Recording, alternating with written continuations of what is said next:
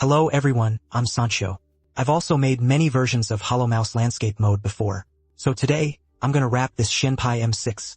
It is also made of engraved aluminum alloy. I think it's also currently a domestic version of the Lemon SE. The mouse inside is the one I'm quite satisfied with. Let's take a look at the packaging first. The packaging surprised me more. It's a storage pouch with a mouse. It's really rare for a domestic mouse to come with a storage pouch. It also comes with a pair of large feet, and the mouse itself comes with a small round foot sticker from the factory. You can replace it according to your own needs. There's also a slip-resistant sticker packaging, and that's all the main stuff inside. It's the bag that I really like. Next, let's look at the mold mouse. Length is about 119, waist width is about 54, height is about 39. It weighs about 51 grams. Its dimensions are almost identical to the Mini SE. The weight is slightly heavier by 2 grams, but the battery is actually the heavier. Battery life, we'll take it apart later. Look, I'm an 18.5-inch grab and a pawn. Her ring finger flicked the curve. When I held this mouse, pressing his thumb against the left waist area, the 2 fingers on the right side are easy to place in place. This is one advantage of not hollowing out side groups. Of course, it has a small drawback. It's more gripping than my normal grip. It should be slightly inwardly introverted. Otherwise, when you move it, your pinky will feel a bit of a scraping pad when you grip it. The comfort of its back is very good. It belongs in the palm of the hand. The whole piece was stuck on top. Hands of the same size are all small. It mainly relies on the palm and the base of the palm for support. One thing I like is the hollow cut of the mouse.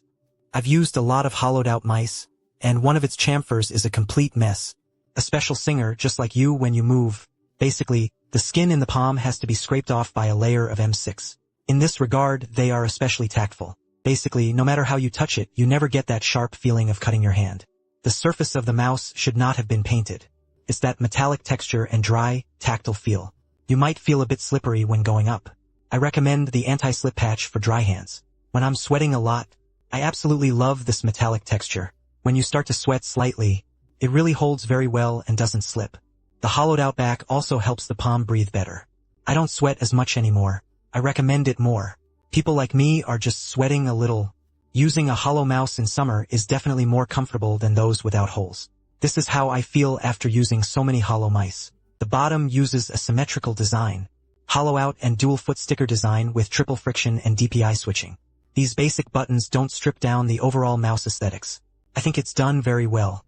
The pure white metal exterior and texture are outstanding. The button cover is top-notch and has a certain guide slot. The shaking control is also well done. The key travel is also relatively short. Clicking it together feels very comfortable. The dial has a nice sense of scale. The click pressure is quite heavier. The side buttons are positioned a bit further back, I think. With my hand crest, if you press the rear side button, you need to touch the joint of your thumb to touch the appearance. That's all mentioned above. Let's take it apart briefly. Look at the screws, they're just 4 small round feet. The next part is relatively easy to disassemble.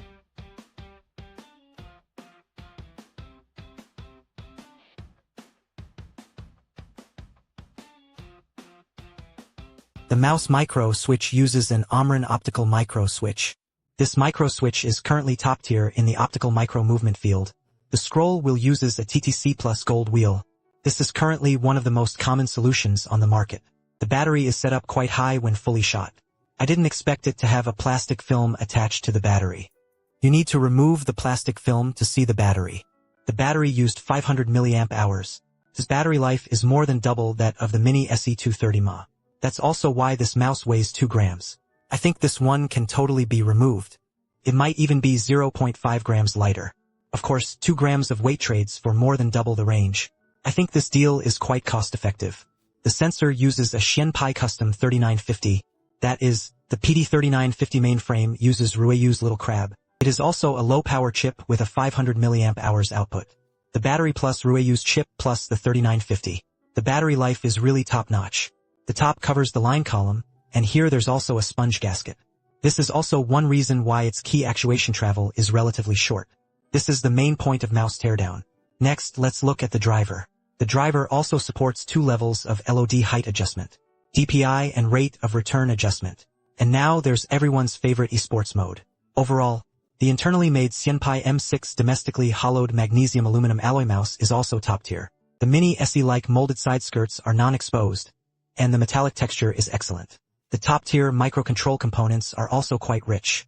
I personally recommend those who want to catch the Pi and Naiku to try it. The feel is quite comfortable. Of course, for larger hands, if you have a more curved inward curve, you can also use it.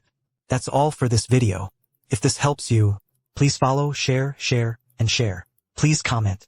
I am Sancho, committed to making every peripheral clearly explained. Thank you all for your support. See you next time.